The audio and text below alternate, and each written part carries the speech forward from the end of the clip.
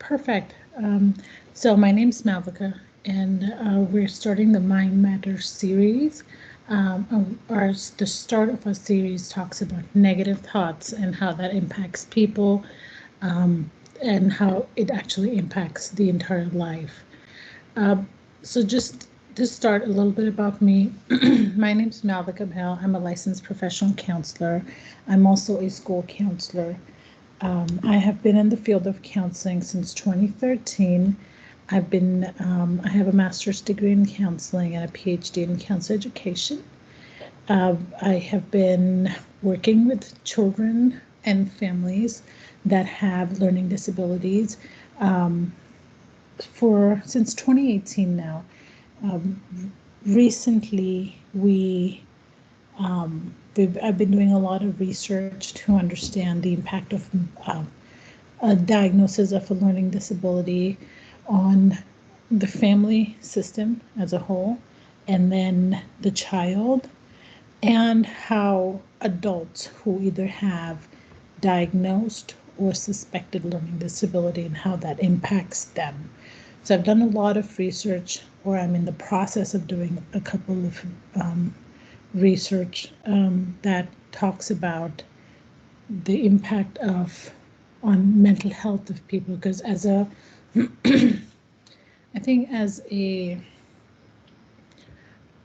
profession, specifically counseling, we don't really think about how a diagnosis would impact the person or the family long term. So that is my goal, to bring about awareness. Okay, it's not just a diagnosis. There is impact on the mental health of people. I want to give a little bit of an understanding of the three-part series. During the three-part series, we're talking about cognitive behavioral therapy. We're talking about the 3 points of it: the thoughts, the emotions, and the behavior. And we're kind of dividing that up into 3 separate series, because if we start to go down into details, each of these can be very long sessions. So I wanted to kind of break it down, help people understand how their thoughts, emotions, and behaviors are really related to each other. So how we think, how we feel, and how we act are on a daily basis, or how we behave with our family, how all of that is very connected. I'm going to start my presentation on negative thoughts. And if you guys have any questions, please feel free to just raise your hand or unmute, whatever works for you, and I can answer your question as needed. If you have anything to share, please feel free. So we're going to start with negative thoughts. This first series is specifically about negative thoughts and how that impacts people. So what are negative thoughts? Negative thoughts are basically negative perceptions, expectations, or attributions, and are related to negative emotions that people have. And a negative thought can be as something as I keep as small as somebody questioned me and said something, so I'm sure they think I'm not smart, or somebody, and these negative thoughts have a very big impact on our day. So let's say we wake up, right? We woke up in a very good mood. We're really happy. We're very excited about our day. We're excited about how things are going. But eventually, you see a friend, and your friend doesn't say anything to you and just walks by you, right? Now, if you are an overthinker, you might spend a little bit of time thinking, why did that person not say anything to me? Was it me? Did I do something? Did it have something to do with me? So a lot of these even a small situation like that can spiral into significant number of negative thoughts that a person might have. So that's what I say when I talk about negative thoughts, and we'll talk about a little bit more about examples. Okay, where do negative thoughts stem from? Negative thoughts can come from any kind of traumatic experience that we have. It could be bullying. It could be being labeled as lazy as a child, it being labeled as stupid as a child. Any of those experiences that a person feels is traumatic for them can cause negative thoughts. You know, Shay and I have talked about it in the past, but these traumatic, these reasons for negative thoughts are also triggers that cause negative thoughts. So if we have a time where we are we're experiencing somebody's, not disrespect, but somebody's feedback, and we don't like what they're saying, a lot of times that can make you defensive, causing you to have negative thoughts, which can be as something as small as, I don't like the food you made. There is perception of oneself or situation. So basically how we perceive ourselves and how we perceive the situation. Are there times when you look at yourself and have a negative perception about yourself? Maybe. When you think about a situation and you have a negative perception of the situation, that can cause negative thoughts. Upsetting life events, grief can cause a lot of negative thoughts. Something as I've talked about it in my last couple of presentations, is when we are driving and somebody cuts you off, right? That is a upsetting event for that day. You can either take that upsetting event and impact your entire day, or you can take that upsetting event and consider it for that moment and kind of move forward from it. So it's very important how you see these upsetting life events as well. Criticism, any kind of criticism that people receive can cause negative thoughts. It can be regular criticism, like somebody actually criticizing you, or it could be a constructive criticism. And sometimes those constructive criticisms as well can feel very, can cause really bad negative thoughts, like, hey, I will never get this. I will never be able to do this. Those are some negative thoughts that can come from criticism. Blame.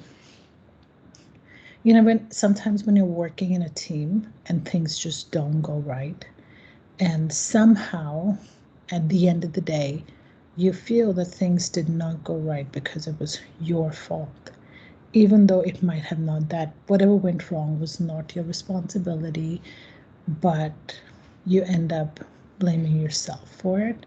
Those kind of situations can cause negative thoughts.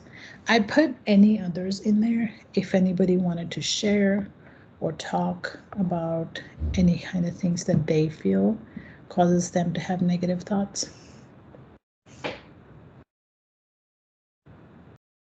Laughing when you were talking about the cooking, because my husband often criticizes my cooking and we end up having these huge arguments. And he's like, I don't understand why you're getting so defensive.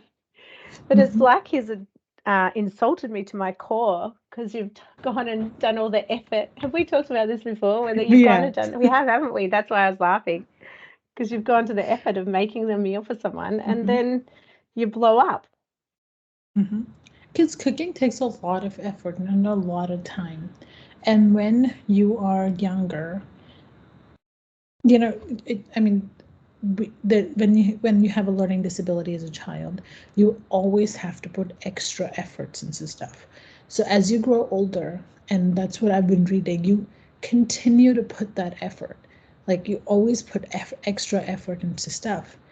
And when that effort is not appreciated, you go back to being that elementary school kid whose efforts for reading was not appreciated. And that's a really big trigger. That's not really the cooking, it's the past trauma of being criticized. Mm-hmm. It's the effort that you put in that impacts that it says, well, you don't, it's not the food, it's the effort was not appreciated, which comes from past trauma. We've talked about this before. I might have dyscalculia, and then now, whenever we talked about it the other day, I was mixed up with days, what day of the week it was, and it was taking so much effort to just stick to what I was doing. Like this entire week I've had such a hard time keeping my days together, keeping the times together, and things are just going away. And if I was to cook this week, which I have not, but if I was to cook this week and somebody commented on it,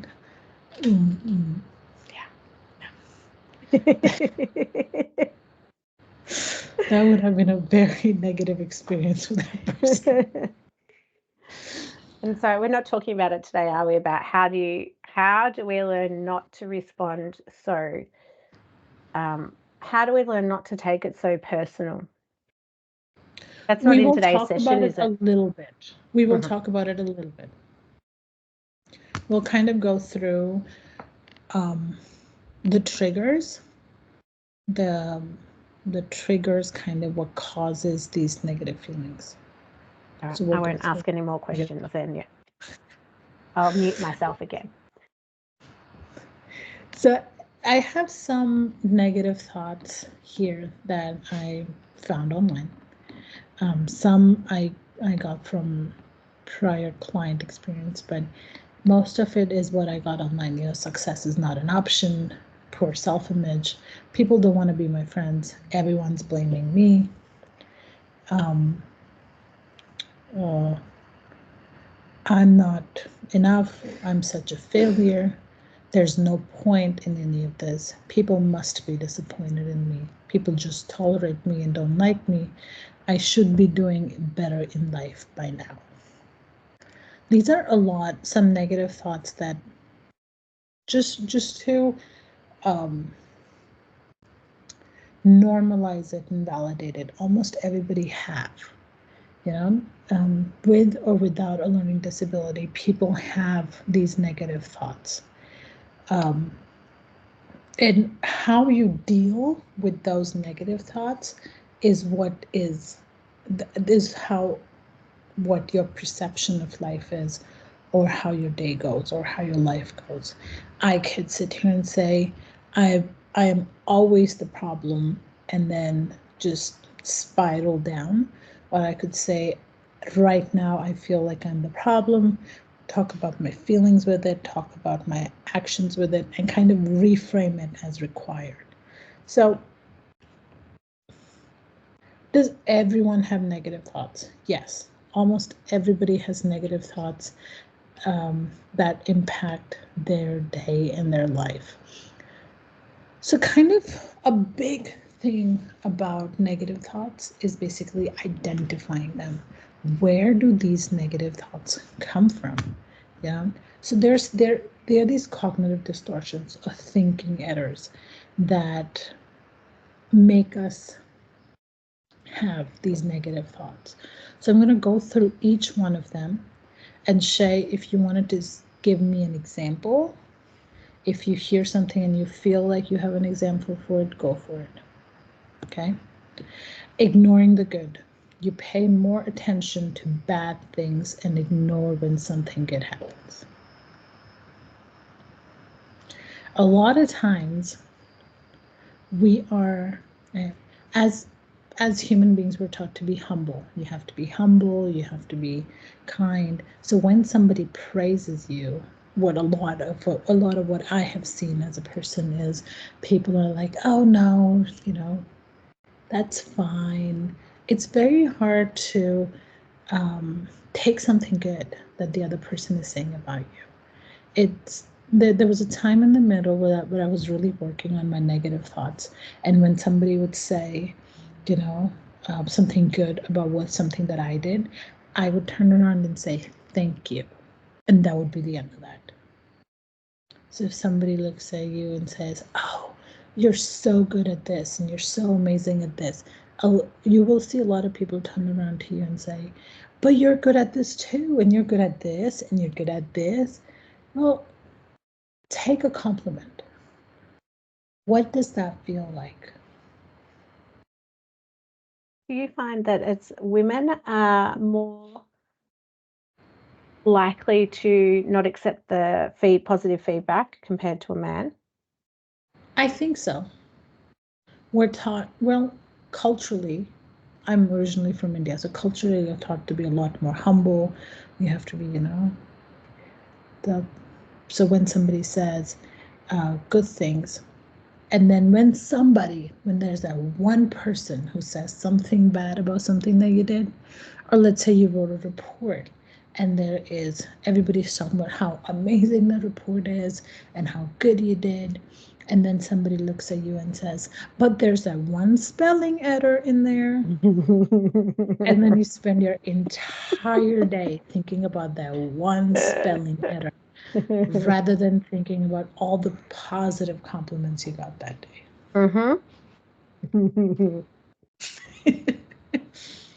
Does that happen, Shay? Does that ever happen?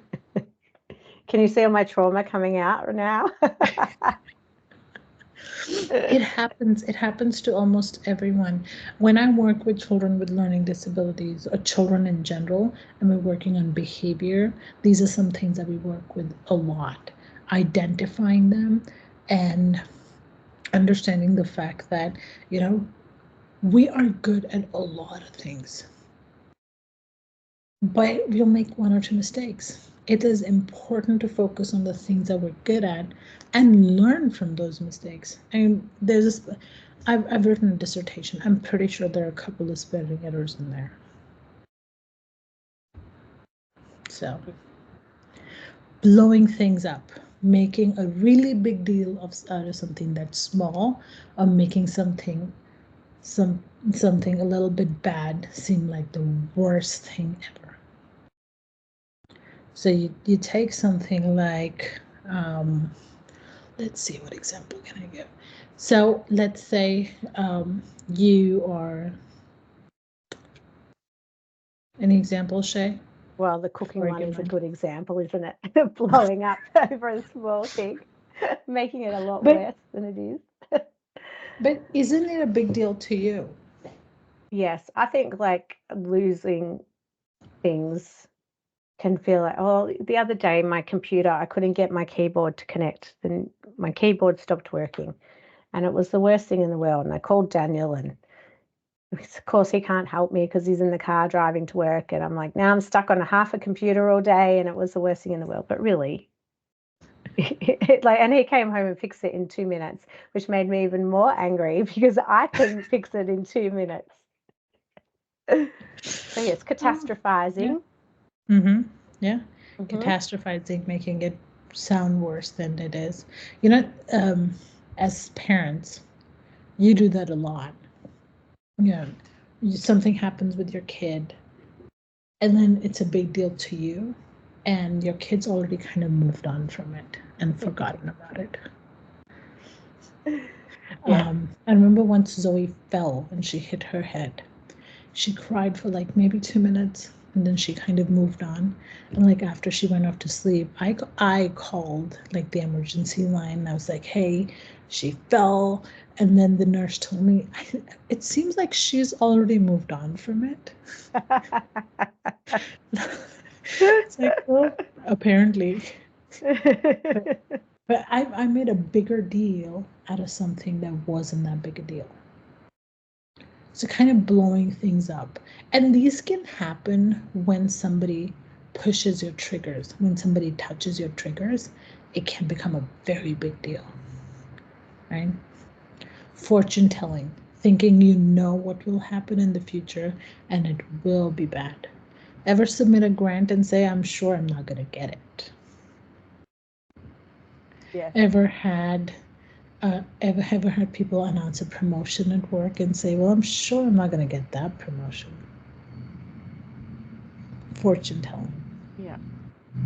So thinking that I know what's going to happen and whatever will happen is going to be bad, that is a thinking error. Mind reading, believing you know what someone else is thinking or why they're doing without having enough information. The example that I gave a couple of minutes ago, somebody just passing by me without saying hi to me, I could look at that situation and say, oh, they must be mad at me. I must have done something wrong to make this other person mad. Or sometimes your spouse looks at you and you go look at them and say, why are you looking at me like that? What did I do? And kind of create that doubt within yourself.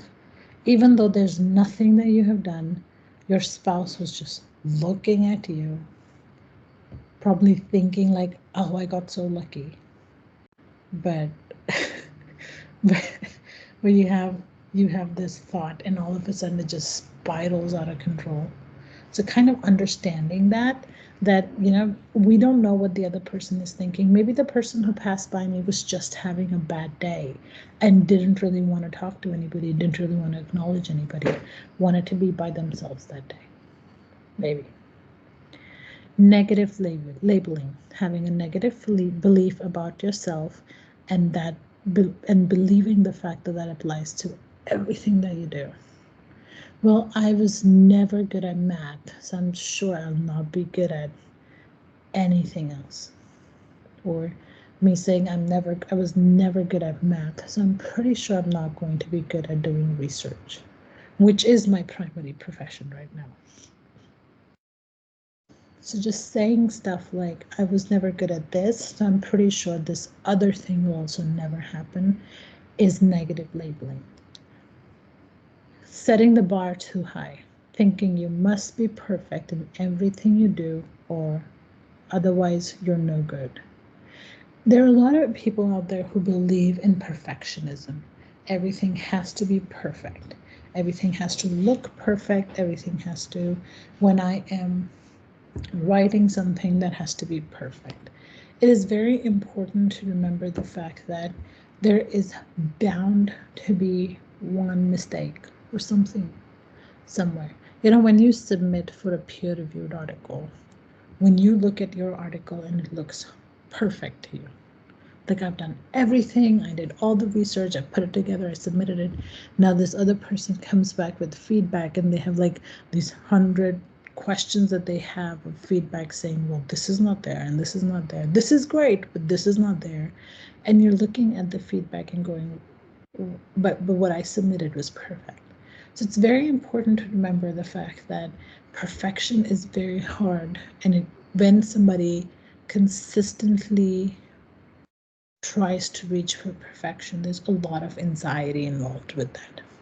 So whenever you're setting a bar for yourself, let's say your weekly to-do list, this week I'm going to go ahead and do these 10 things. You have to be very realistic on the to-do list you set, because you don't want to set 20 items when you know the fact that your children are going to be home during the weekend. You're not going to be able to do much other than spend time with them, make sure they're fed, they're happy. You want to be able to do that, and you won't be able to do work stuff or go out with your friends that specific weekend. So it's very important to make sure that you understand your limitations and set the bar accordingly. Then there's self-blaming, for blaming yourself that anything that goes around you, even if you had nothing to do with it. As we talked about it being a trigger before, it's important to remember that everything is not your fault. Sometimes things just happen. We take responsibility for a lot more things than we need to. sometimes things just happen. There isn't much that you can do about it other than accept the fact that, okay, this happened and then this happened, and I'm sure it was something that I did. Or sometimes you are,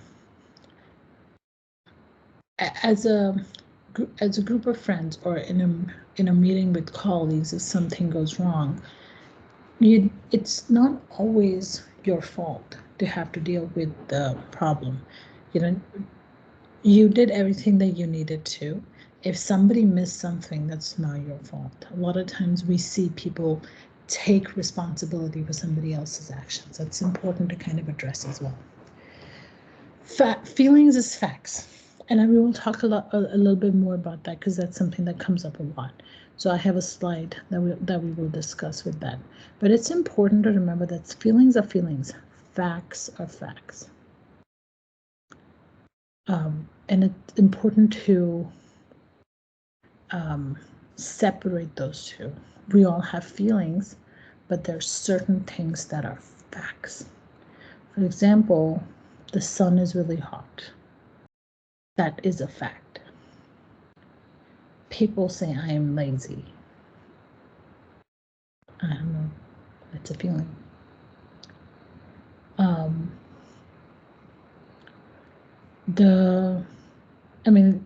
There's so many facts that I can think of. There are, I'm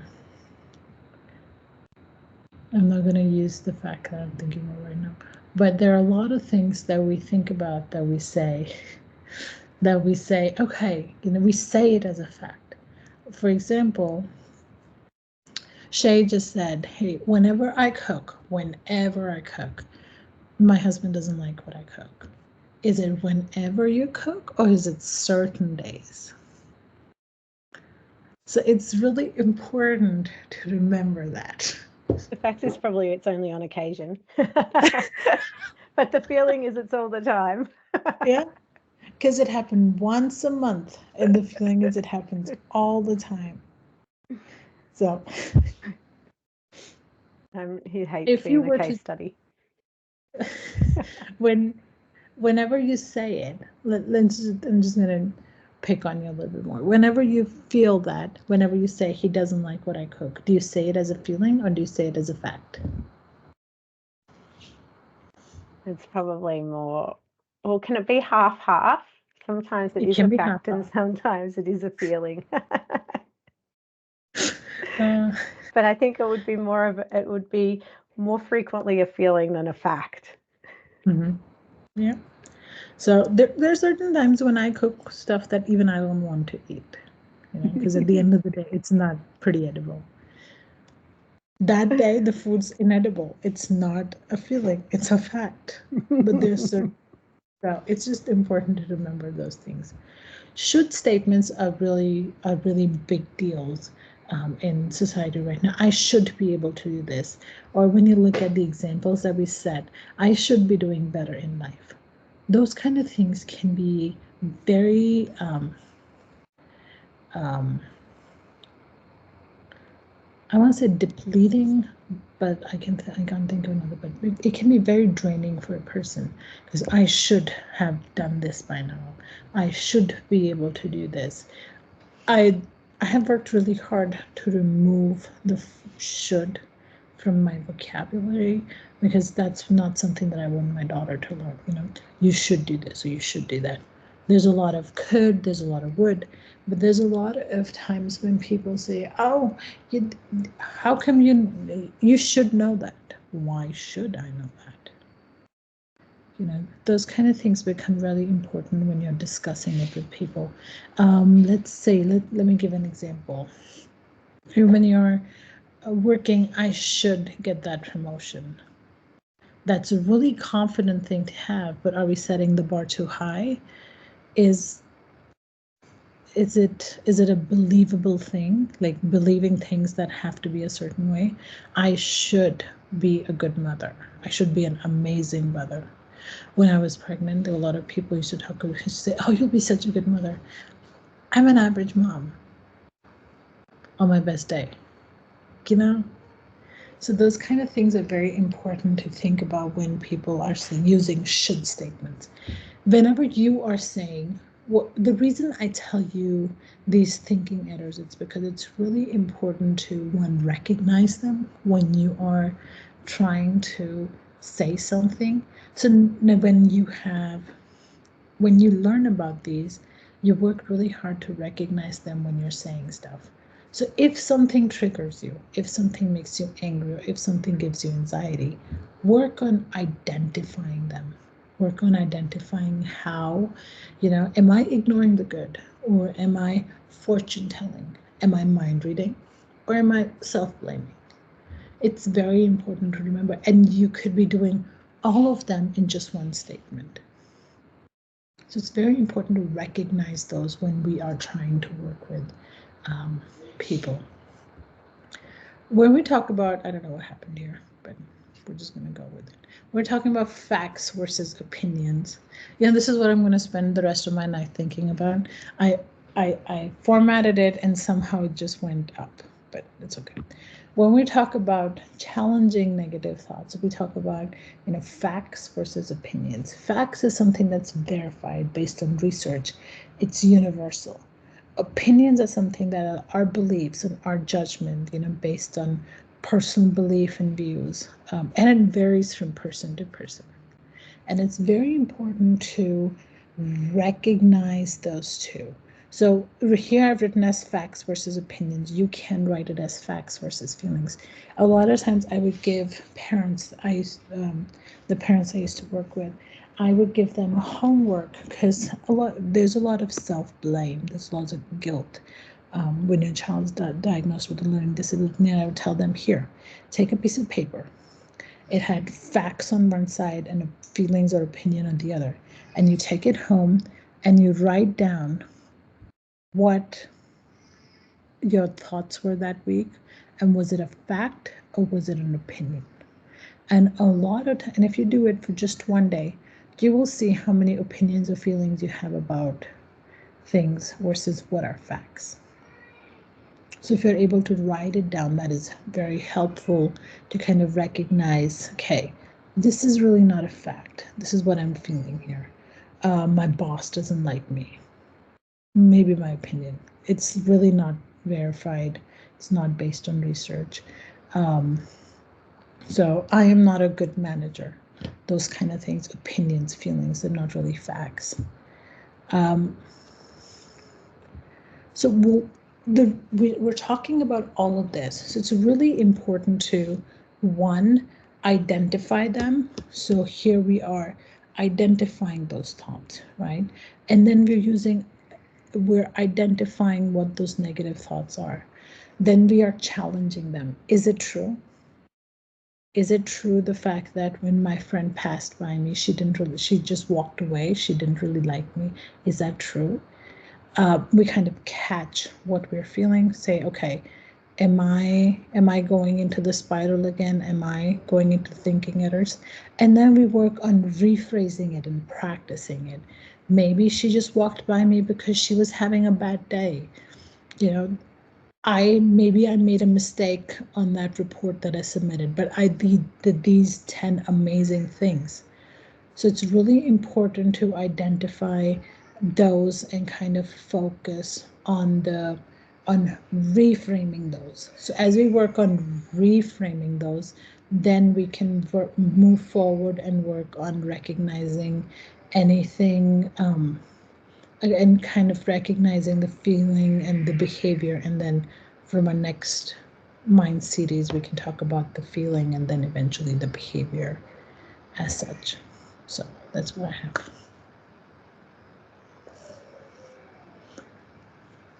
Any questions?